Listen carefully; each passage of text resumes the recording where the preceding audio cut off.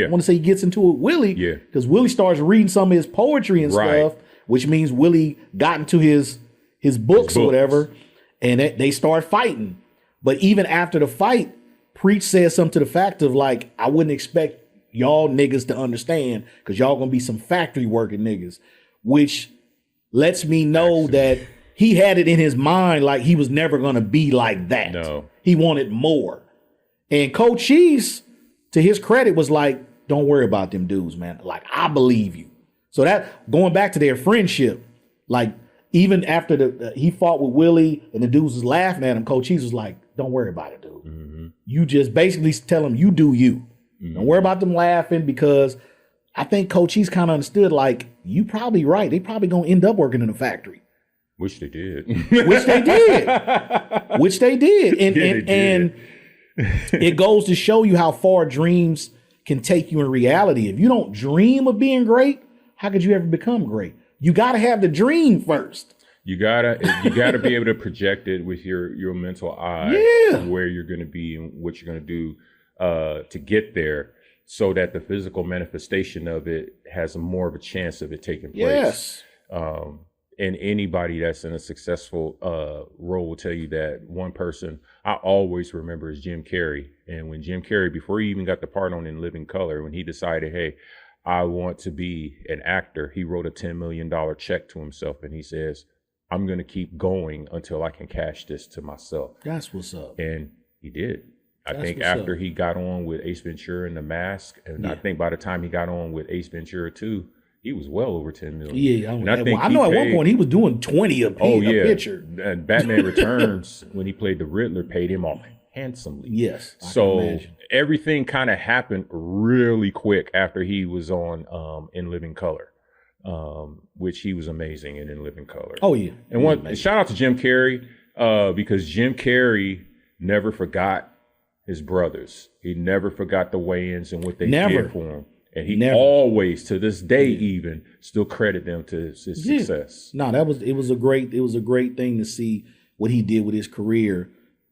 But I like that part with Preach and Cochise and the fellas, to show you that sometimes you can hang in a pack of dudes and some of them don't even believe in themselves.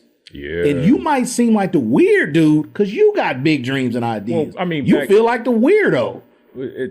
Not much has changed, because let's say, take you and I, for instance, right? Mm-hmm. You do a movie, mm-hmm. and I act in it. Ironic, huh? And let's say I got the lead role. I'm getting all these awards and blah blah blah blah blah. Mm-hmm. Who's going to get the credit, the spotlight, the accolades and everything? Yeah, the actor. Me. Yeah, the actor. But it was me acting out what you wrote down, what you put together, what you directed, what you edited, what, you know what I'm saying? And you probably, your name probably won't even get mentioned. At all.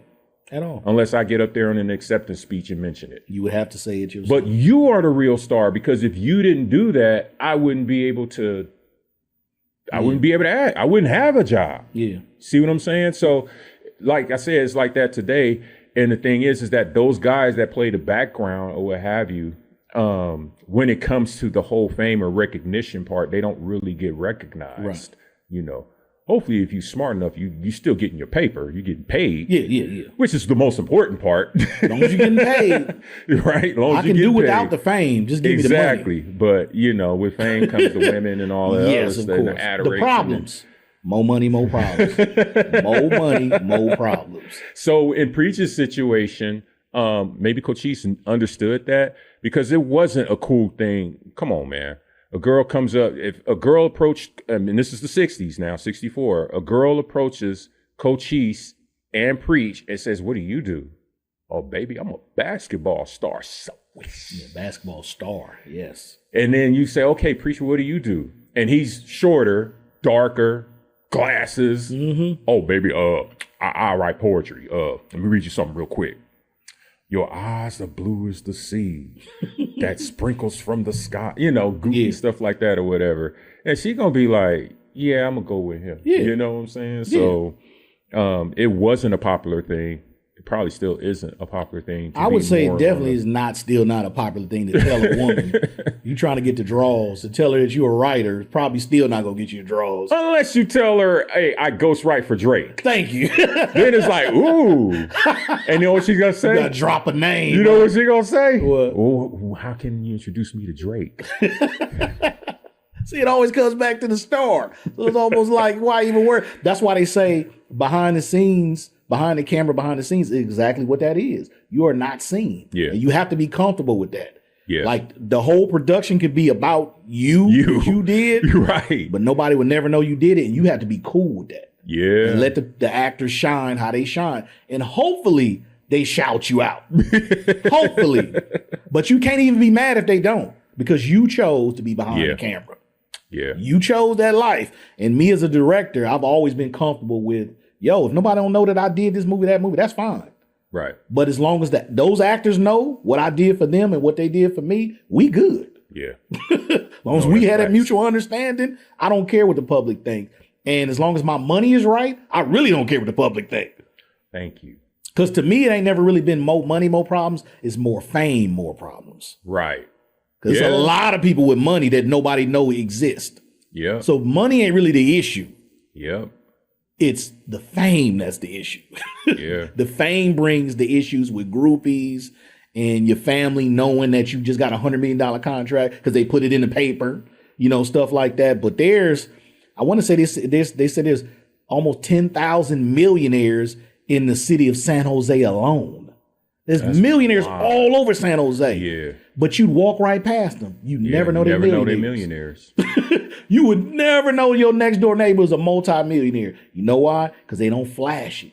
They drive a Volvo. Yeah. Their house is paid for, though. Yeah. The house is paid for. They taking vacations. They taking vacations, but they driving that Volvo. The wife probably still got the wedding ring from 30 years ago. She ain't upgraded it. She did none of that stuff. Yep. So to me, it's always been like a more fame, more problems than more money. Because I think you can hide money. If you know what you're doing, you can hide the fact that you got $10 million in the bank. Yep. Can't hide fame, though. You can't be Michael Jackson trying to hide that you're Michael Jackson. Like, that's not going to happen. That's not going to happen. Not